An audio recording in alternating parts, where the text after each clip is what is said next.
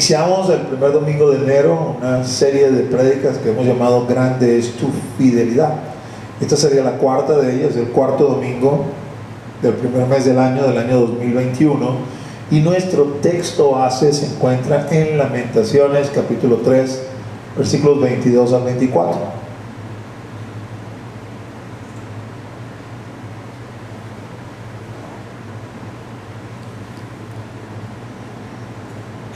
Donde la palabra del Señor dice: por la misericordia de Jehová no hemos sido consumidos, porque nunca decayeron sus misericordias.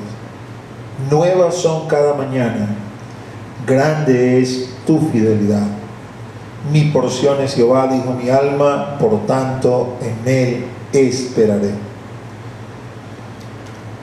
Y ese primer domingo, cuando introdujimos esta porción y hablamos precisamente de quién escribió este texto, que no es otro sino el profeta Jeremías, quisimos recalcar el entorno y el momento en el cual el profeta exclama esto, porque era un momento de prueba extrema para la nación de Israel. Habían sido invadidos por los caldeos, la ciudad de Jerusalén había sido destruida, el fastuoso templo de Salomón había sido echado por tierra, los utensilios del templo habían sido llevados también cautivos a Babilonia. Hubo una matanza horrible en la ciudad, ancianos, hombres, mujeres, niños, embarazadas. Eso fue algo terrible, lo que los ojos de Jeremías pudieron ver. Los caldeos eran muy malos, ¿no? Y quizás malo se queda corto a la hora de invadir otros pueblos y causar estos estragos para buscar de minar la moral y el ánimo del pueblo en el cual invadían, ¿no? Y viendo toda esta adversidad, Jeremías escribe Lamentaciones y dentro de este libro exclama: grande es tu fidelidad. Porque el Señor es fiel, sus misericordias son para siempre, independientemente de la situación adversa que nos toque vivir. Y lo que hemos querido entonces con esta serie de prédicas es recalcar exactamente eso. Algunos de nosotros quizás nos sentimos abrumados con esta situación que nos ha tocado vivir. Quizás no nos imaginábamos que con todo el avance tecnológico, incluyendo dentro del área médica, pudiera sobrevenir algo como lo que nos ha sobrevenido, que de alguna manera interrumpiera lo que ha sido hasta ahora nuestra civilización, vamos a decirlo así. Con toda la tecnología y con todos los avances, un malvado virus invisible nos puso todos presos en nuestras casas, la economía en debacle y toda una serie de calamidades que no imaginábamos que pudiéramos vivir. No ha afectado solo a la iglesia, ha afectado realmente a toda la humanidad. Pero para algunos, sobre todo esa situación de encierro, vamos a decir, a juro, aunque es en la comodidad de nuestras casas, pero es como que a juro, y cuando las cosas son obligadas, entonces sale ese espíritu rebelde que cada ser humano tiene y no quiere sujetarse, no quiere someterse, ¿no? Y si por añadidura, ¿no?, te ha visitado en el entorno familiar o quizás a ti mismo la enfermedad como tal, porque la gente piensa que no se va a contagiar y finalmente se termina contagiando, esto pudiera ser abrumador, ¿no? Pero la humanidad, y particularmente el pueblo de Dios, ha vivido adversidades tan o más difíciles que esta, y no solo las ha superado, sino que en medio de esa adversidad ha reconocido la fidelidad de Dios.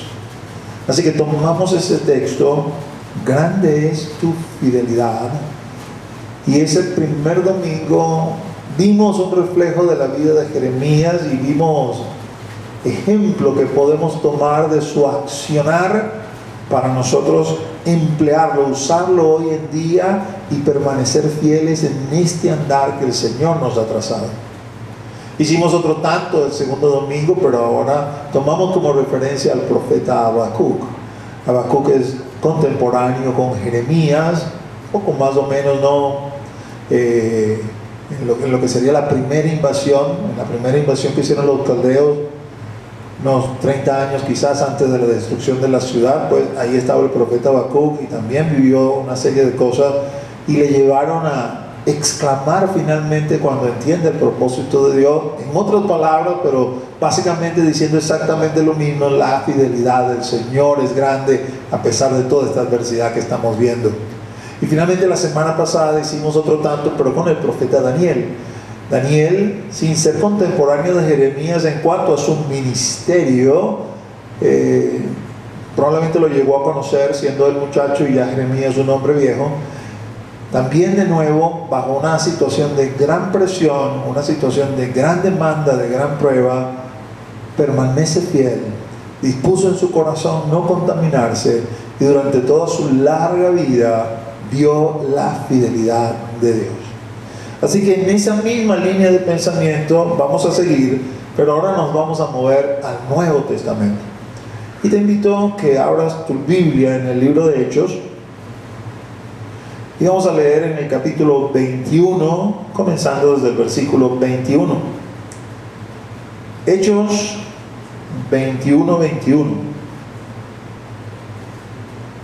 Dice la palabra del Señor de esta forma: entonces Pablo, como hacía ya mucho que no comíamos, puesto en pie en medio de ellos, dijo: habría sido por cierto conveniente, oh varones, haberme oído y no zarpar de Creta, tan solo para recibir este perjuicio y pérdida.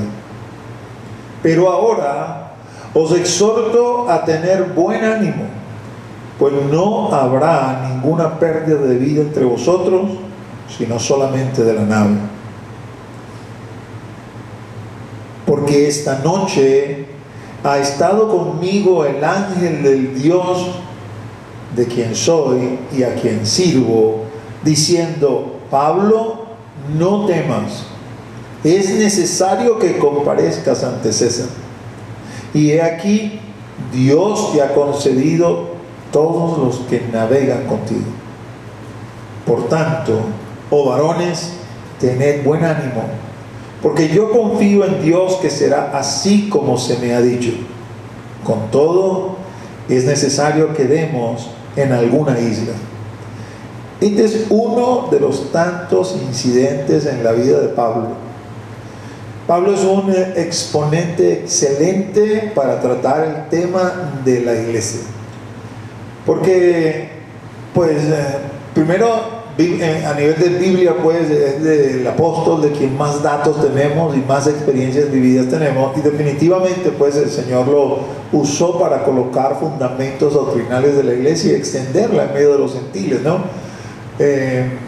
Y cuando digo máximo exponente, obviamente estoy excluyendo a Jesús, que de una manera tácita se sobreentiende que por encima de Jesús no hay absolutamente nadie. Solo que muchas veces cuando nos comparamos con Jesús, algunas personas tienden a pensar: bueno, claro, pero es que como Él era Dios, ¿no? No logran entender que en la integridad que le caracteriza a Jesús, nunca usó sus atributos divinos para vivir la vida que demanda que nosotros vivamos. Así que podemos como que bajar un poquito en la escala y colocamos a Pablo, ¿no? Que en lo personal lo calificaría así también como de un superhombre, pero no es Dios, es hombre, ¿no? Un hombre lleno del Espíritu Santo. Así que es un buen punto de referencia para nosotros medirnos, y un punto mejor de referencia que quizás cualquiera de las corrientes que escuchamos hoy en día en cuanto casi que autoayuda en medio de la iglesia, ¿no? La vida de Pablo entonces tiene mucho que enseñar. Y esto que leo aquí en Hechos, aquí hay un pequeño error que tenemos que corregir, es Hechos 27, ¿no? Estoy viendo aquí el error en la lámina. Hechos 27 del 21 al 26, es lo que leí. Si acaso usted tenía su Biblia y no estaba viendo la lámina y no conseguía la porción, es porque es Hechos 27, me excuso allí con un error de tipeo en la primera lámina que dice Hechos 21, pero es Hechos 27 del 21 al 26. Pablo está preso. Está preso por cristiano. No está preso por otra cosa. Los judíos se la tenían jurada a Pablo, a pesar de que Pablo era judío. Decían que estaba pervirtiendo la ley y estaba trayendo una falsa doctrina y la estaba regando por todo el imperio. Por supuesto que los romanos les tenía todo eso sin cuidado, eso era asunto de los judíos. Así que buscaron de acusarle bajo la misma línea, vamos a decir, de acusación, valga la redundancia, que hicieron con Jesús. Él anda predicando de otro rey que no es César. Él anda hablando de otro rey que no es César. Viene con mucha artimaña, pues, manejada. Voy a hablar de los judíos, pero no por animadversión, porque Dios ama al pueblo judío. Eran los judíos de la época que sencillamente estaban en contra de que se esparciera el evangelio y estaban buscando la vuelta para callarle la boca a Pablo. Y se les ocurrió esta estrategia porque si solamente hablaban de elementos doctrinales, el imperio romano no les iba a hacer caso. Tenían que hablar de algo que pudiera ser considerado un delito para los romanos. Y que eso era obviamente para los romanos. Si alguien comienza como que a confabular o a hablar de otra persona y ponerlo a nivel de César, entonces los romanos iban a intervenir. Total que Pablo llega a Jerusalén, los judíos le tienden una trampa, lo entregan ahí a los romanos, y como Pablo era ciudadano romano, apela al César, era una potestad que tenía, lo envían de prisionero a Roma para que el mismísimo César escuchase lo que Pablo tenía que decir. Y en el interín, no es como hoy en día, que quizás usted agarra un avión de Jerusalén y aterriza a las pocas horas ahí en Roma para hablar, si fuese de aquella época, con el César. No, había que hacer la travesía en barco. Y en parte de esta travesía se enfrentaron a una tormenta que, cuando usted lee todo el capítulo, la tormenta dura aproximadamente un par de semanas, 14 días en una tormenta en alta mar, eso hay que verlo en la cara. Y si usted lo piensa, ¿no? Usted dice, quizás, ¿no? Usted pudiera pensar, usted está en ese barco, en esa tormenta, está preso. ¿Quién me manda a mí meterme en esto? ¿Qué necesidad tengo yo de estar aquí? Naturalmente, eso es un momento de debilidad en que uno piensa eso. Y yo no sé si Pablo lo pensó o no lo pensó, porque obviamente como hombre tenía sus momentos de debilidad. Pero cuando uno es cristiano, uno sabe exactamente en quién ha creído, ¿no? Y uno está dispuesto a pagar el precio que tenga que pagar por permanecer fiel a ese a quien uno le ha creído. Entonces, pero es como un mensaje contradictorio el mensaje de hoy, ¿no? Porque el mensaje que tú escuchas hoy del púlpito, tú eres cristiano y tienes que ser bendecido y todo te tiene que ir bien. Oye, pero lo que yo leo en la palabra, que veo unos cristianos que son cristianos de verdad, y no le va muy bien, que digamos, en conformidad con mi criterio. Porque el hombre está preso y a punto de ahogarse en alta mar, en una tormenta en alta mar, en un barquito de esto de cascarón de madera, que hay que verle la cara para estar metido en algo como eso, ¿no? Y entonces Pablo tiene un encuentro con el Señor, ese Dios a quien él conoce, y da este brevísimo discurso a los marineros, ¿no? Y yo quisiera como que desglosáramos este discurso y pudiéramos ir viendo elementos que podemos aprender. Y lo primero, pues voy a volver sobre el pasaje, pero en las láminas va a aparecer la porción de la cual te quiero hablar, ¿no? Primeramente, Pablo dice lo siguiente: se levanta en medio del barco, ¿no?, donde los marineros expertos estaban luchando contra la tormenta, y habían de alguna manera colocado también a los prisioneros que ayudaran en las cosas que habían que hacer. En ese tipo de tormenta, una de las cosas que hacían antiguamente era aliviar la carga. Aliviar la carga significa lanzar todo por la borda, menos los seres humanos, a menos que hiciera falta, ¿no? Pero cuando digo lanzar todo, eso significa también la comida. Buscando que el barco, no sé, colocarlo así quizás de proa o de lado de la tormenta para que la cuestión pasara y aligerar la carga.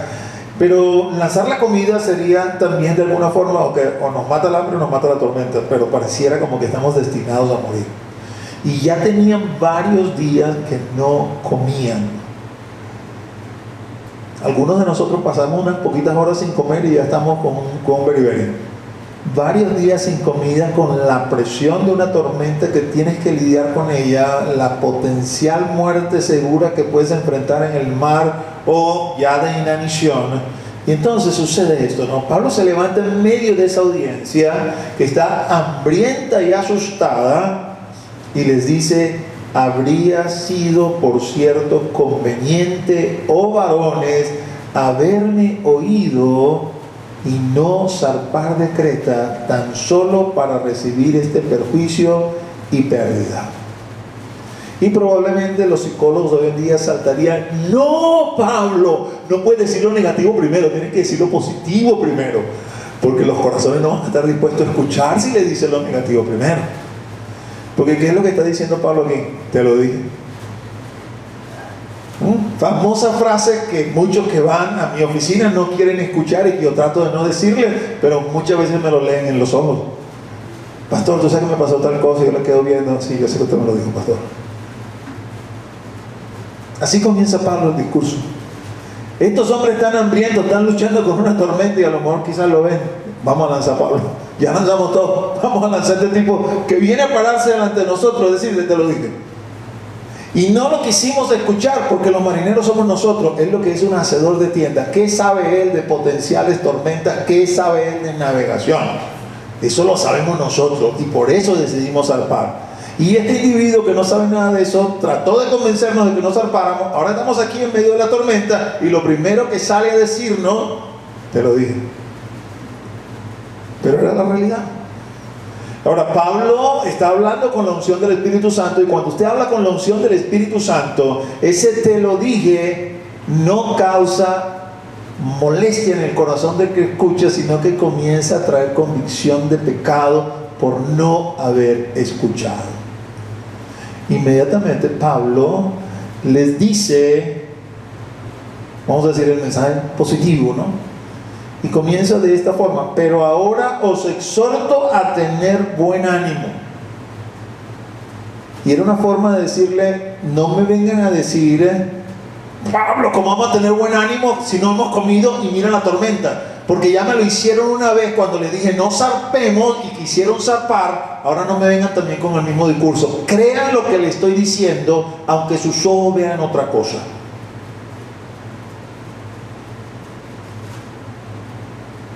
Pero os exhorto a tener buen ánimo. Pablo, el hombre de Dios. Pablo, el hombre consagrado, con intimidad, con palabra, que no estaba tratando de animarles en el sentido como que de auparles, de subirles el ánimo o la autoestima. No, quien le está trayendo palabra de Dios. Óyeme, yo no soy ciego, yo estoy viendo lo mismo que estás viendo tú, una tormenta que no se termina, y estoy padeciendo la misma hambre que estás padeciendo tú, porque aquí no hay comida para nadie. Pero yo te digo en el nombre del Señor, ten buen ánimo. Y por supuesto, ya lo hemos leído completo, inmediatamente Pablo le va a decir por qué debes tener buen ánimo. Pero el punto que quiero resaltar es la fe que tiene Pablo, porque él sabe que Dios es fiel. Qué grande es su fidelidad. Y que a pesar de lo que están enfrentando, santos y pecadores, iglesia y no iglesia, creyentes y no creyentes, ahí en ese barco, porque déjame decirle otra cosa, ¿no? En el barco va Lucas. Lucas no estaba preso. Lucas era discípulo de Pablo. Y como Pablo pues lo estaban llevando preso a Roma, Lucas iba con él. Pablo no tenía otra alternativa que estar en el barco, porque él era uno de los prisioneros. Lucas estaba ahí por elección propia. Alguien que bien podía pensar: ¿quién me mandó a montarme en este buque? ¿Por qué no me fui por tierra? Era Lucas. Pero Lucas, que está narrando esto y que lo está escribiendo, no se pone a sí mismo para nada Pero Él es uno de los santos que está allí y se plega a Pablo en lo que Pablo está diciendo. Pablo es mi maestro, yo lo conozco, Él es mi mentor. Lo que Él está hablando, si lo está hablando es porque es así. Y yo me voy a plegar a eso a pesar de que estoy viendo lo mismo que está viendo Él. Hoy en día, en aras muchas veces de nuestro individualismo, perdemos de vista esto. Si Dios no me lo dice a mí, yo no lo creo. Puede decirlo fulano o sultano y pueden ser grandes hombres, pero me lo tiene que decir a mí directamente, si no, yo no lo creo. O no me pliego a eso. Eso sucede sobre todo cuando hay rebeldía en nosotros. Y cuando hay rebeldía en nosotros no queremos aceptar el consejo divino. Y nos escudamos en nuestra relación individual con el Señor para dar un paso atrás y no aceptar el consejo. Es que yo lo veo de otra forma, de otra manera, y Dios conoce mi corazón. Pablo toma autoridad en este momento y les dice: tengan buen ánimo. Y les da literalmente una palabra profética: no va a haber pérdida de vida entre vosotros, sino solamente de la nave. No era que el mar ya estaba en calma, no, el mar seguía agitado y bien agitado. Pero Pablo declara qué es lo que va a suceder en palabra del Señor. ¿Por qué? ¿Por qué estás tan seguro, Pablo? ¿Qué es lo que te hace estar tan seguro? Entonces fíjense esto. Porque esta noche ha estado conmigo el ángel del Dios de quien soy y a quien sirvo, diciendo: Pablo, no temas, es necesario que comparezcas ante César. Y he aquí, Dios te ha concedido todos los que navegan contigo. Y esto me parece, como dirían los muchachos, brutal. Dios puede simplemente decir: mira, voy a tener misericordia, no va a pasar nada, y no dar detalles. Pero estos detalles que da aquí me parece tan sorprendente, porque básicamente lo que Pablo les está queriendo decir, y Pablo, yo creo que Pablo no es que desconoce lo que el Señor le está diciendo, pero no hay intencionalidad como que de querer echársela, sino la simpleza de lo que realmente pasó. Es decir, anoche, mientras seguíamos aquí bregando con la tormenta, yo no olvidé mis deberes e igual tuve mi tiempo de intimidad con el Señor. Y eso da mucho que hablar, porque muchos de nosotros no hacemos nuestros deberes porque me pasó esto, porque me pasó aquello, porque estaba viviendo esto, porque estaba viviendo lo otro, porque tenía esta presión por aquí, porque tenía esta presión por allá. Aquí vemos un Pablo que, vamos a decir, literalmente el mundo se le está viniendo encima, y es como que hace un alto en ese mundo viniéndoseme encima. Y si alguien pudiera preguntarle: hey, el mundo se está viniendo encima, ¿por qué no estás aquí con nosotros? Tengo que orar, tengo que tener mi tiempo de intimidad con el Señor. El mundo puede esperar que se caiga dentro de un rato, pero ahorita voy a orar. Ahorita voy a tener mi tiempo de intimidad con el Señor, porque eso es lo más importante. Y si recuerda la prédica de la semana pasada, es la misma actitud de Daniel. Hay una presión encima. Si me pongo a orar, bueno, ahora voy a orar y públicamente en los tiempos que usualmente lo hago, porque no es que estoy orando ahorita, es que siempre oro. Con presión o sin presión, siempre oro, siempre tengo mi tiempo de intimidad con Él. Cuando Pablo declara esto, les está diciendo, no les está demandando a ellos, porque los que lo están escuchando seguramente eran inconversos y no sabían nada de eso. En todo caso, la enseñanza es quizás para un Lucas que está ahí con él y dice: wow, si acaso no lo hice, tengo que hacerlo, porque mi maestro me está enseñando con su ejemplo que todo se puede estar cayendo a pedazos, pero mi tiempo de intimidad con Dios no lo puedo sacrificar. No es negociable, ni hay justificación para abandonar ese tiempo de intimidad con Él por las circunstancias que me toca vivir. Todo lo contrario, ese es el tiempo de intimidad con Él lo que me va a sostener en medio de las circunstancias que me toca vivir. Y luego en esa simpleza le dice lo que el ángel les dijo. Eso podía quizás, ¿saben? Vamos a verlo quizás con ojos de inconverso, vamos a decirlo así. Oye, ¿por qué no dijiste simplemente, Dios nos ha concedido que todos vivamos? ¿Por qué me tenías que ir a ese detalle de, Pablo, no temas, es necesario que comparezcas ante César? ¿Qué le está diciendo el Señor? Mira, la tormenta puede ser terrible, pero amigo, usted tiene que ir a predicarle a César, y eso va a pasar porque Dios dijo que así es. No hay tormenta ni diablo que se levante que impida que esto vaya a suceder. Y eso es básicamente lo que Pablo le está diciendo.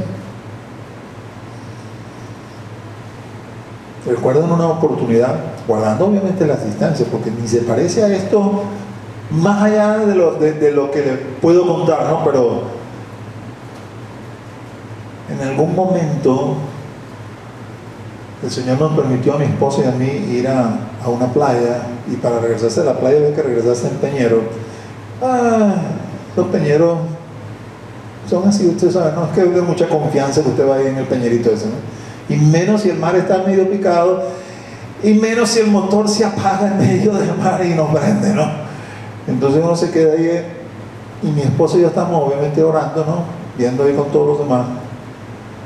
Y de repente tuvimos una convicción de pensamiento. Era el año 2008 cuando comencé a pastorar la iglesia. Y yo no pensaba que iba a pastorar la iglesia. Es un plan que el Señor no me reveló, no me mostró, sino ya casi que cuando lo tenía encima. Y bueno, ese año sucedió, en el año 2008 que le estoy contando esto. Estamos en ese momento donde, no es así que nos íbamos a ahogar, la playa estaba cerca, no podía ir nadando, pero igual, me da sustico. Ya habíamos visto unos tiburones por ahí, por cierto. Estábamos ahí orando por acá, y de repente nos sobrevino esa convicción: ya va, tú no me nombraste pastor de la iglesia para que me ahogara aquí en esto, así que no nos vamos a ahogar, ese motor va a prender, algo va a suceder, algo va a pasar, va a venir otro bote, pero de esto vamos a salir, ¿no? Cuando leo esto, me recuerdo de ese incidente, porque es esa misma línea de pensamiento. Pablo, te dije que tienes que ir a predicarle a César. Yo necesito que tú le prediques a Nerón, porque Nerón después va a cometer una locura, y cuando se presente delante de mí, yo voy a poder decirle: a usted se le dio la oportunidad de convertirse, de creer. El más grande predicador de la época le fue enviado en bandeja de plata para que usted lo escuchara, y usted decidió cerrar sus oídos y no convertirse. Nerón no tendrá excusa delante de Dios, porque el mismísimo Pablo le predicó en esa corte cuando él le escuchó. Pablo es necesario que comparezca delante de César. Y luego le dice algo estupendo: Dios te ha concedido todos los que navegan contigo.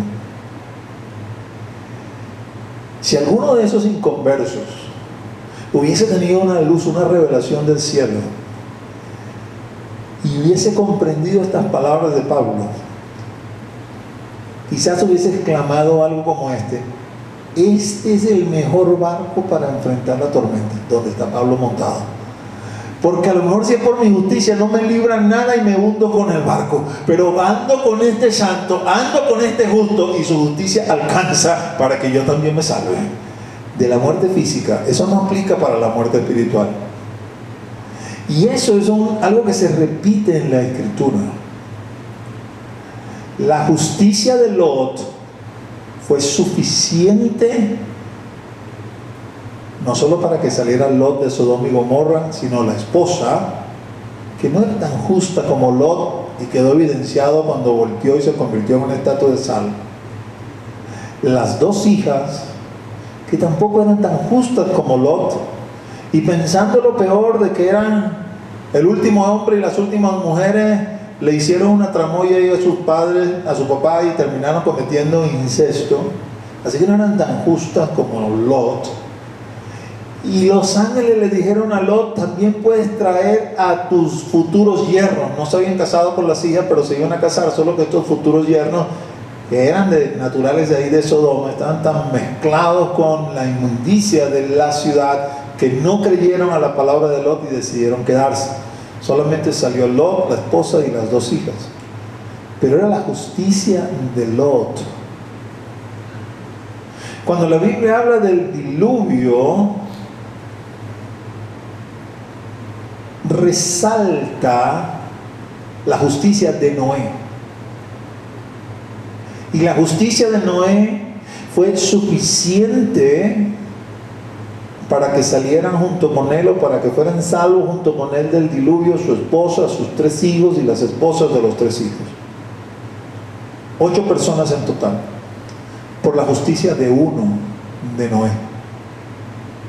Es interesante que cuando el Señor habla por medio de Ezequiel, una palabra profética por el profeta Ezequiel, y trae este punto a colación también, el Señor determina juicios sobre la humanidad, unos juicios tan severos, unos juicios tan agudos, pero justos, porque los juicios del Señor son verdad y todos justos, que le dice a Ezequiel: si estuvieran delante de mí Noé, que por su justicia se salvó su mujer y sus hijos y sus nueras, o estuviera delante de mí Job, varón perfecto sobre la tierra.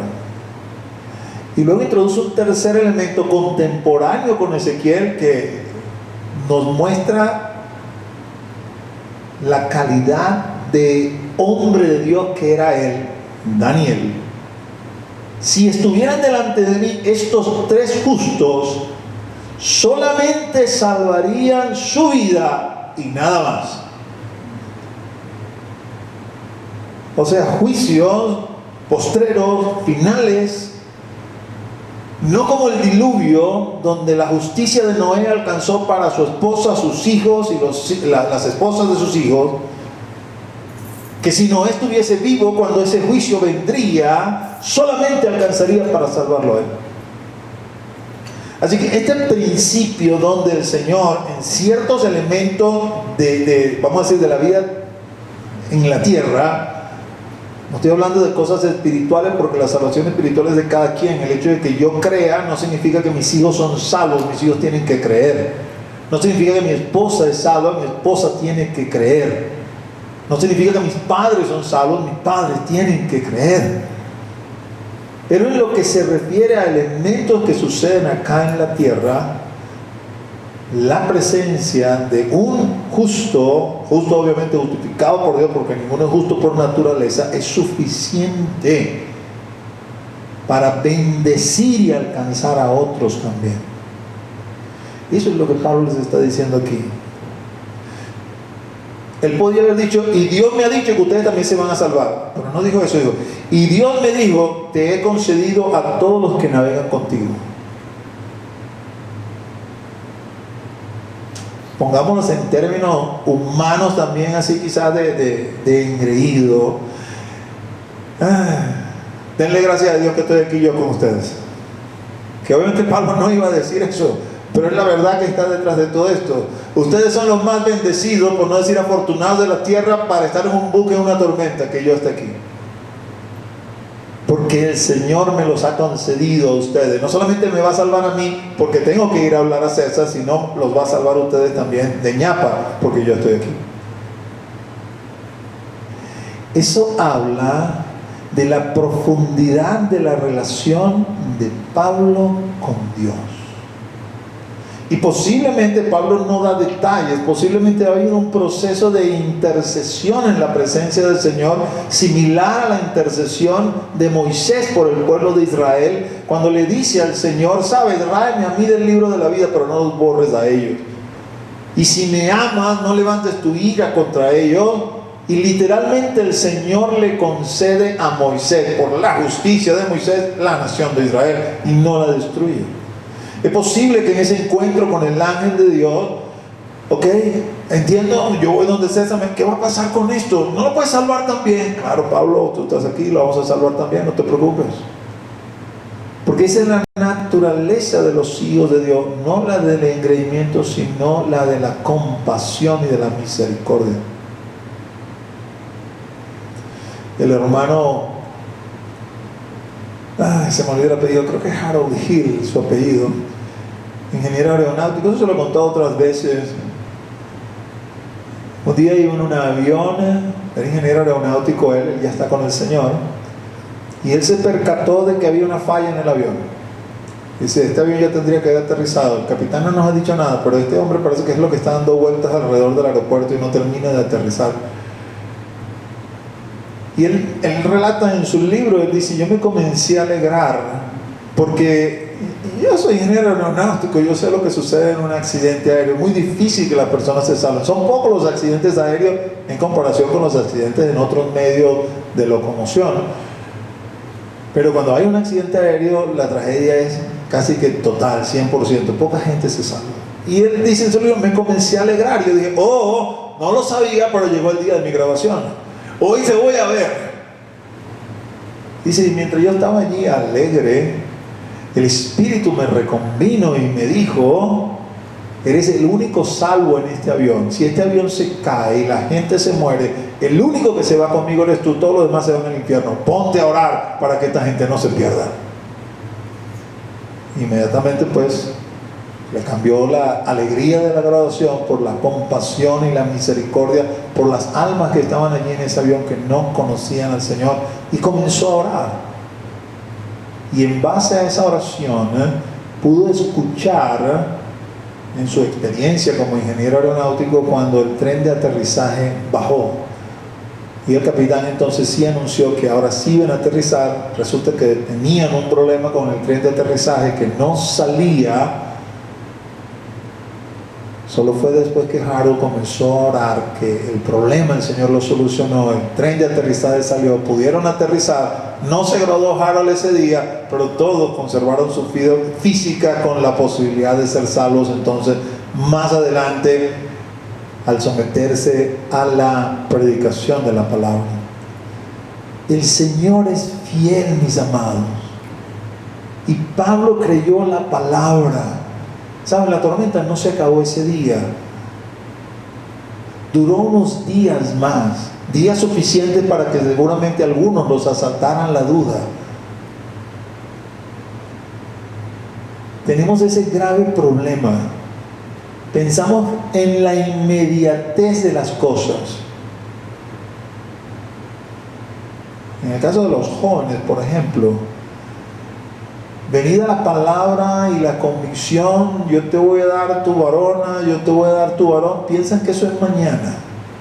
Y cuando no aparece el fulano príncipe o la fulana princesa, andan por ahí todos alicaídos y tratando de deshojar la margarita de su propia cuenta. Amados, las promesas del Señor no necesariamente son inmediatas. Pasaron unos días antes de que la tormenta se terminara. Pero Pablo creyó la palabra y la soltó en medio de la tormenta. De seguro Lucas la creyó y Pablo definitivamente la creía. Los marineros la creyeron probablemente después que la cosa se cumplió.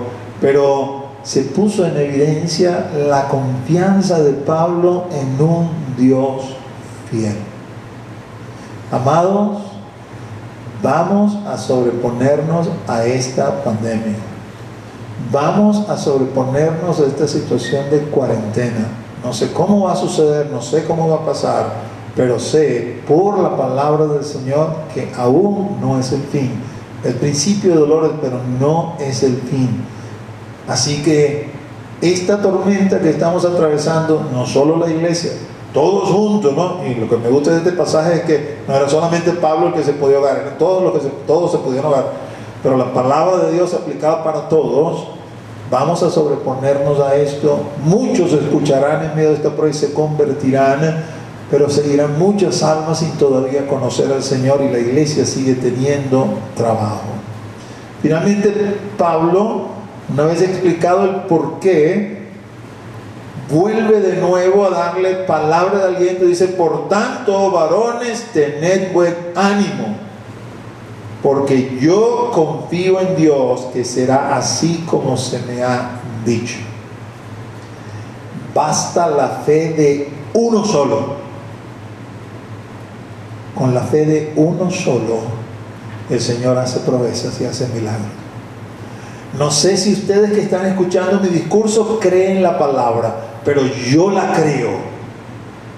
Y sé que así va a ser. Y no solo mis ojos, sino los ojos de ustedes, ya que Él dijo que ustedes se van a salvar, también lo van a ver. Así tiene que ser nuestra fe. porque sabemos en quién hemos creído. Hemos creído en aquel cuya fidelidad es grande y va a permanecer hasta el final. Ahora, el discurso termina con esto: con todo es necesario que demos en alguna isla. Y básicamente lo que Pablo se está diciendo aquí: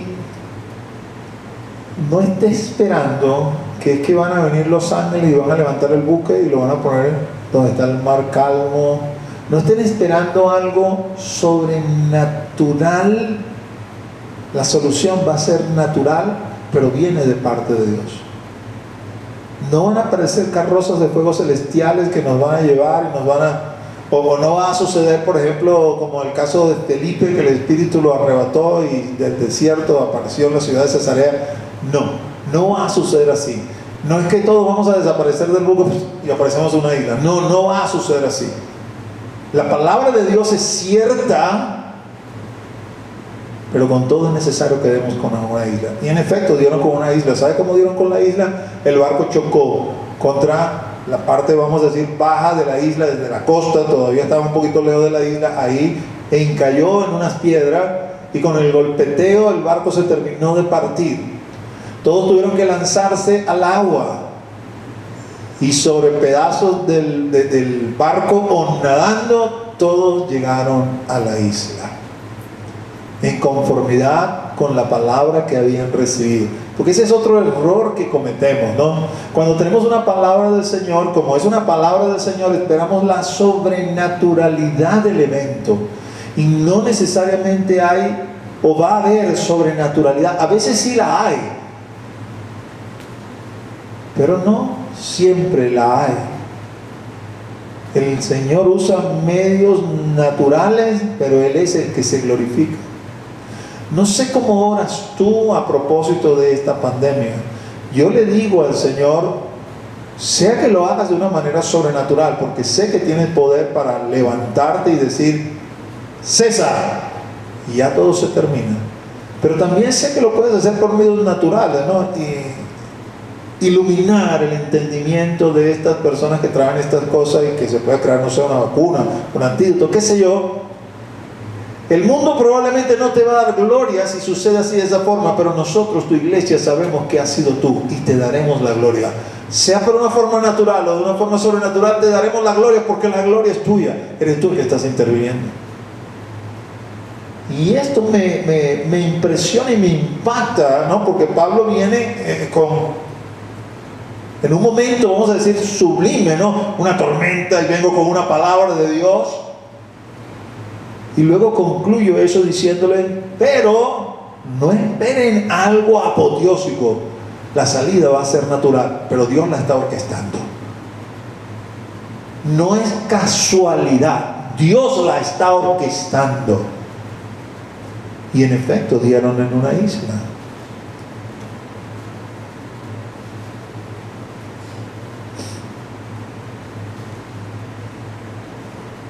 Brevemente vamos a tocar, ¿no?, el libro de Hechos, pero ahora el capítulo 16, para ver otro incidente en la vida de Pablo,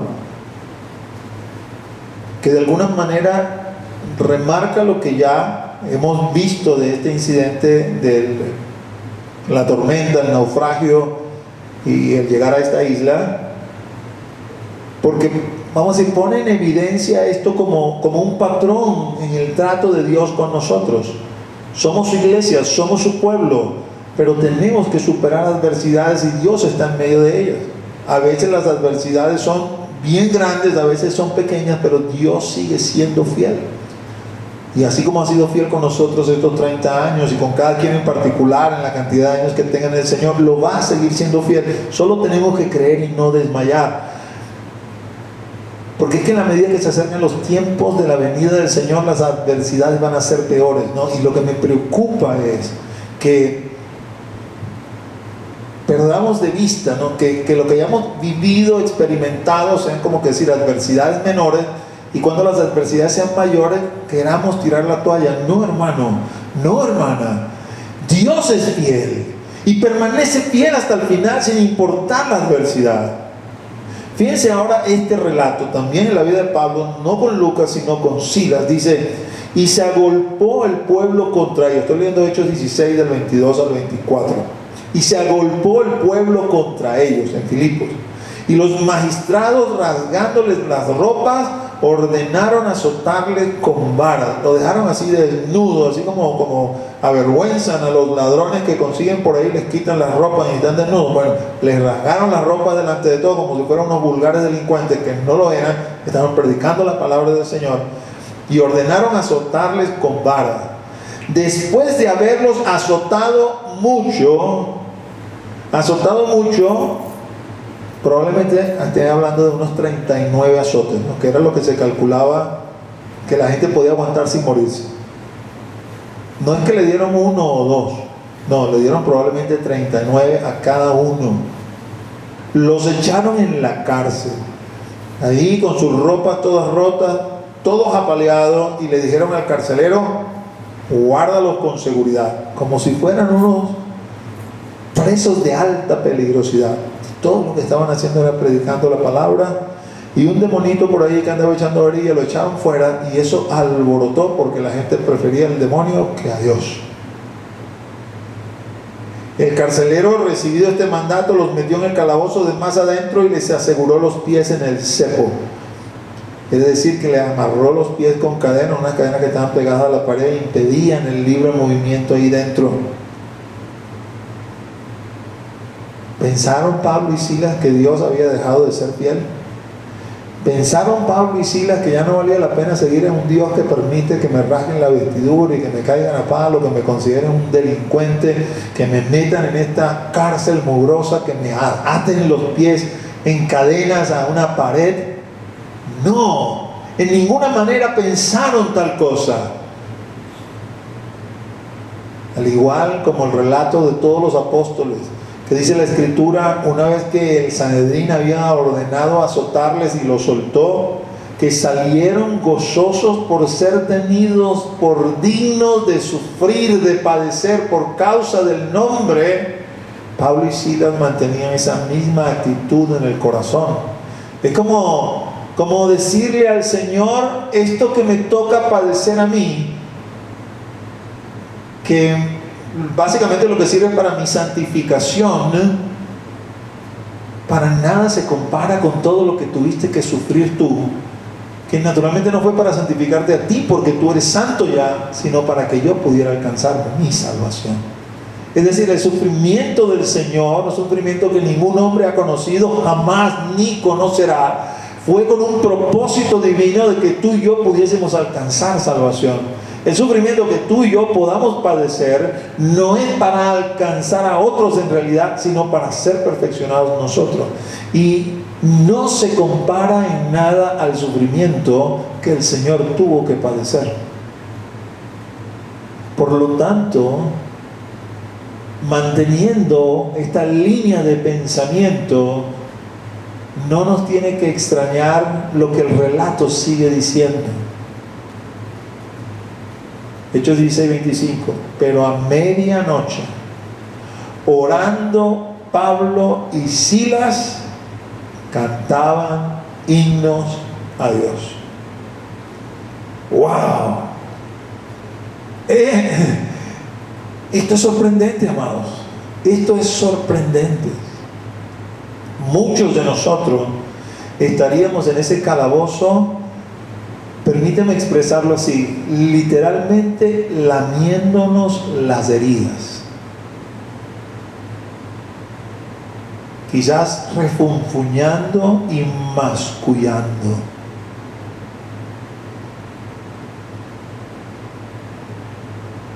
dudando tal vez.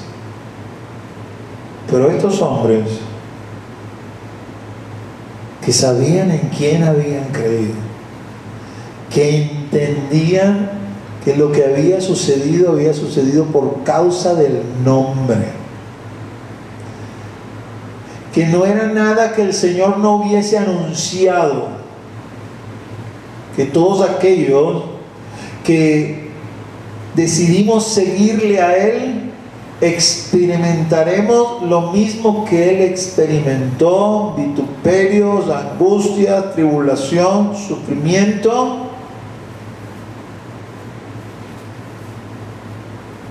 Pero el Señor sigue siendo fiel. Estos hombres, vamos a decir, llegada la calma, creo que ha experimentado usted eso si ha tenido alguna noche de vigilia o de desvelo. En la noche los ruidos son como, uno dice que como que se oye más la cosa, ¿no? Pero la verdad es que como todo va poniéndose en silencio, las voces se van apagando, cualquier ruido se percibe más fácilmente, no hay quietud en la noche de alguna manera. Estos hombres hicieron lo que se esperaría de cualquier siervo de Dios, de cualquier, voy a decir genuino, pero voy a añadirle claro en la vida, ¿no? Porque hay algunos genuinos pero no están muy claros en la vida, y no hacen necesariamente esto, no significando que no sean creyentes, pero hay que ser un creyente genuino y estar bien claro. Esto de lamernos las heridas es lamentarnos por lo que nos sucede. ¿Has orado? ¿Has ayunado? Pastor, ¿cómo voy a orar y cómo voy a ayunar? Esta es una angustia que me está consumiendo. Esta situación me tiene con una presión tal que ni siquiera puedo dormir. ¿Cómo espera usted que yo pueda orar? No, realmente yo no espero que tú ores, lo espera el Señor. Porque tú no me oras a mí, tú le oras al Señor. Y la paz sobrenatural que sobrepasa todo entendimiento solamente te la puede dar el Señor, y te la va a dar en oración.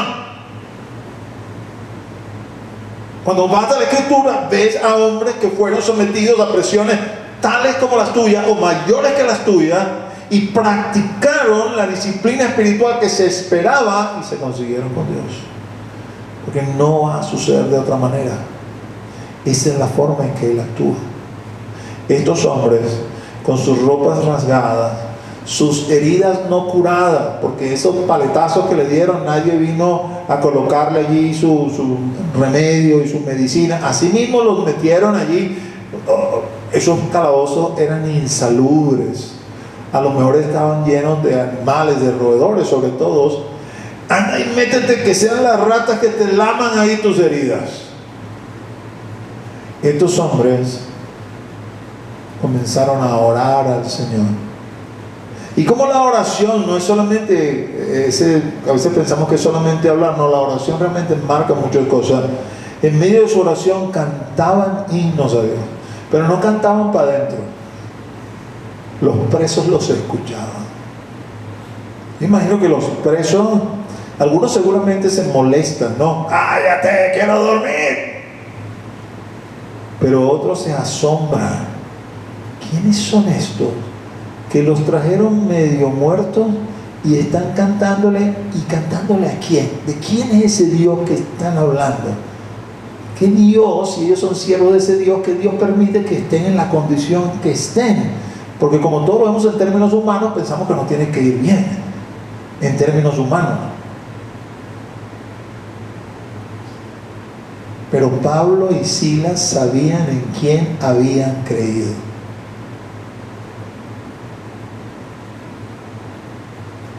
Ya les comenté en una oportunidad,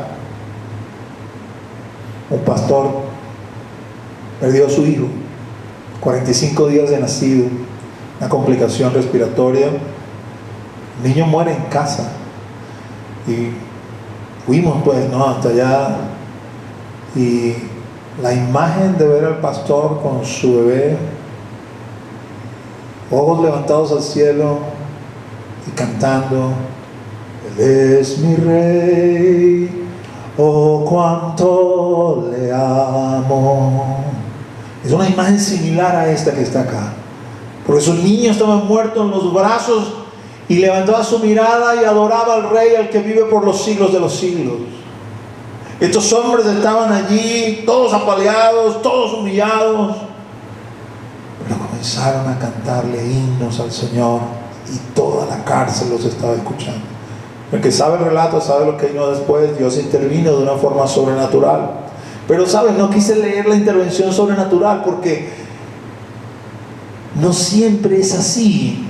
Y lo que no quiero es que tú pienses, lo que el pastor me está enseñando es que si hago estas cosas, ¡pum!, Dios va a aparecer de forma sobrenatural y algo va a pasar. Porque esta misma actitud la mantuvo Pablo la segunda vez que estuvo preso, también bajo Nerón.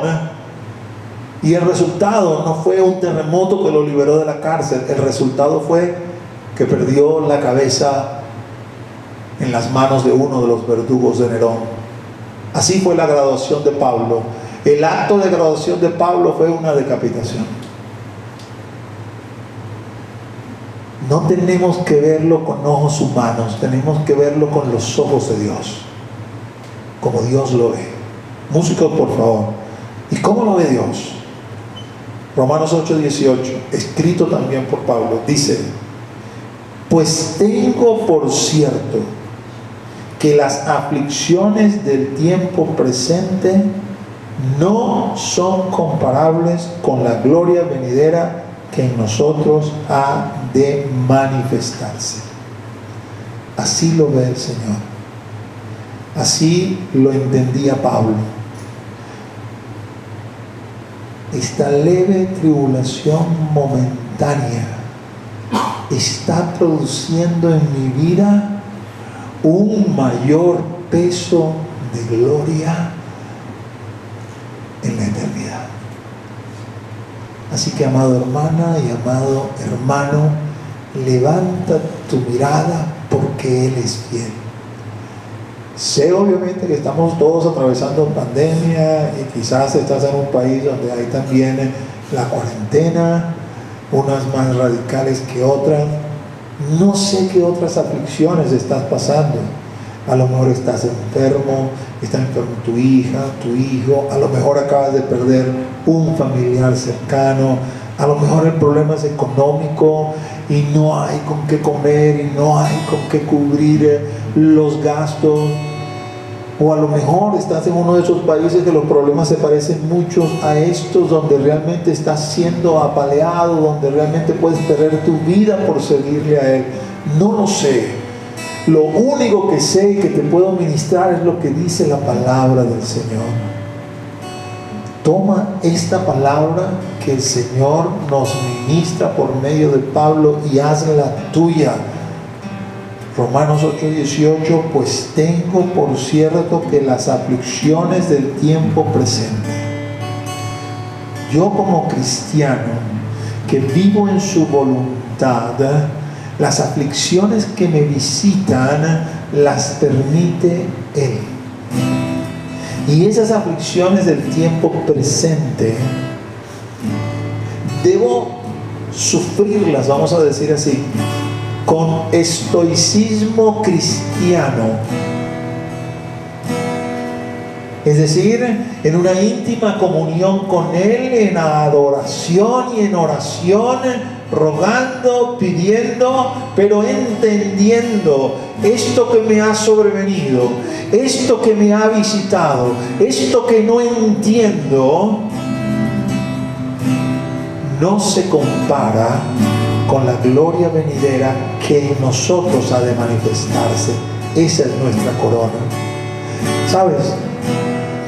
Me ha tocado presenciar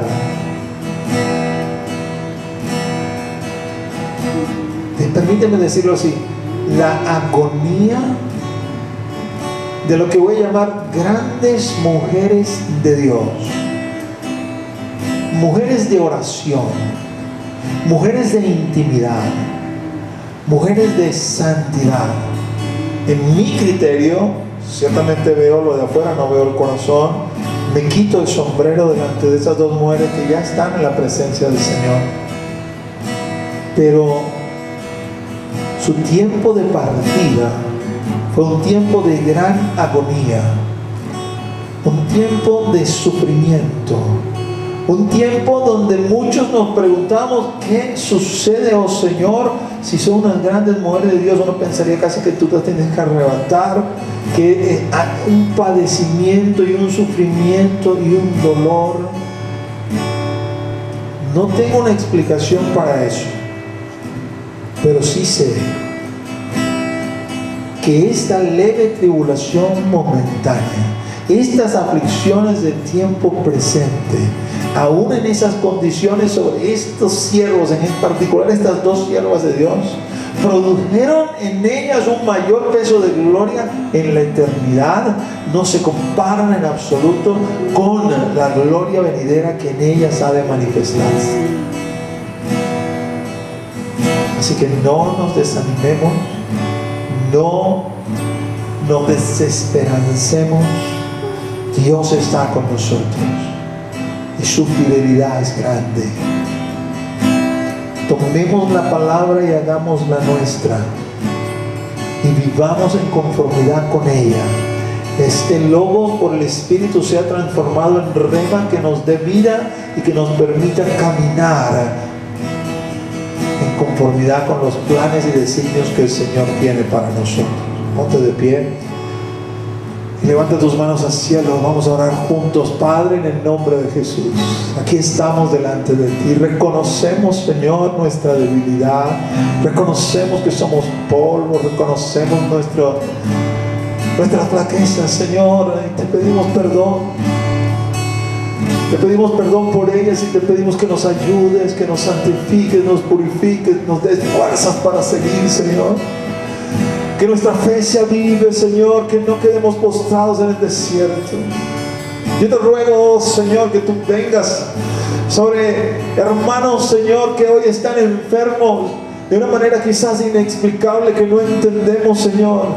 Y que tú, Señor, metas tu mano sobre sus vidas, Señor, y te glorifiques sobre ellos, Señor. Que te glorifiques, Señor, sobre Eligio, que te glorifiques sobre María Isabel, Señor, y que les levantes y les restaures, Señor. Y que sobre ellos seas propicio, mi Dios. Siervos tuyos, Señor. Y les sobrevienen estas cosas y no sabemos por qué, Señor. Pero no te cuestionamos, grande es tu fidelidad, Señor. Y elevamos oraciones de continuo y sin cesar por su bienestar, por su salud, para que tú, mi Dios, Señor, restaure, para que tú, mi Dios, metas tu mano de una manera sobrenatural o de una manera natural. La gloria será siempre para ti, mi Señor. Y sabiendo, Señor, que esto produce en la vida de ellos gran sufrimiento, que no pierdan ellos, Señor, la mirada en ti, que no pierdan su esperanza y que puedan decir con convicción de sus labios, Señor: tengo por cierto que las aflicciones del tiempo presente no son comparables con la gloria venidera. Y eso, Señor, los menciono por nombres recientes de esta semana, pero no son ellos solamente, y no es solamente enfermedad, Señor. Visita, consuela, conforta, anima, alienta. Que ninguno de nosotros quede postrado en el desierto. Que todos podamos alcanzar la meta, Señor, del supremo llamamiento en Cristo Jesús. Vamos a adorarle.